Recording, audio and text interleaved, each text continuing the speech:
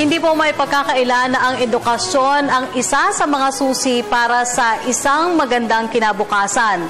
Kaya naman po ang pamahalaan patuloy ang pagsisikap na mapabuti ang sistema ng edukasyon sa bansa para sa lahat nating mga kabataang Pilipino ay tiyak na mabibigyan ng sapat at dekalidad na edukasyon. Kabilang sa mga naging bunga ng pagsisikap na ito ay ang K-12 program. Gayunman, may ilang kumukisyon sa ilang bahagi ng programang ito. Ngunit paano nga ba ipinapatupad ang K-12? Alamin natin yan mula kay Sweden Velado. Nitong nakalipas na linggo, hinarap ng pamahalaan ang samut-saring panawagan para suspindihin ang kumpletong implementasyon ng programang K-12. Bukod kasi sa mga magulang at estudyante, libo-libong mga guro ang pwedeng mawala ng trabaho kapag tuluyan ng gumulong ang programang K-12. Tanong tuloy ng karamihan, paano na ang ating mga pangalawang magulang sa paaralan? Aminado ang Department of Labor and Employment at Commission on Higher Education na tinatayang 39,000 guro at 14,000 non-teaching staff ang maaaring maapektuhan sa pagsisimula ng senior high school sa 2016.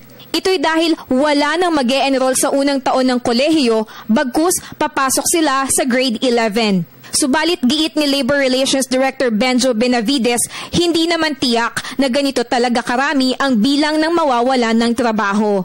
These are projected displacement. We do not say na ito po talaga yung madi-displace o mawawalan ng trabaho. Ito lang po ay projection. But at least these are close projection. Tiniyak din ng CHED na hindi ito dapat ikabahala ng mga guro at iba pang empleyado sa paaralan dahil sa kanilang panukalang 29 billion peso legacy fund sa Kongreso.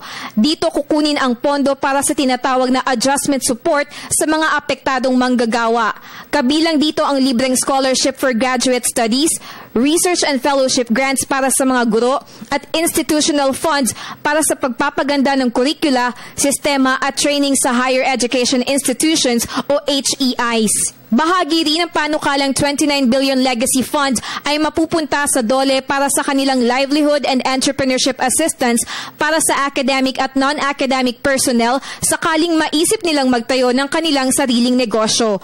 Sa pakikipagtulungan ng DepEd, CHED, DOLE at TESDA sa Social Security System, Home Development Mutual Funds at PhilHealth, mabibigyan ang mga maaapektuhang empleyado ng welfare assistance para sa emergency loans.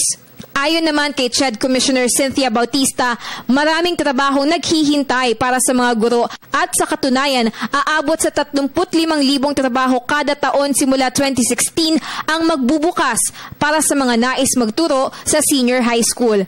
Nahaharap man ang programang K-12 sa pagsubok, positibo itong tinatanggap at tinutugunan ni DepEd Secretary Armin Luistro. Para sa Telebisyon ng Bayan, ako si Sweden Velado.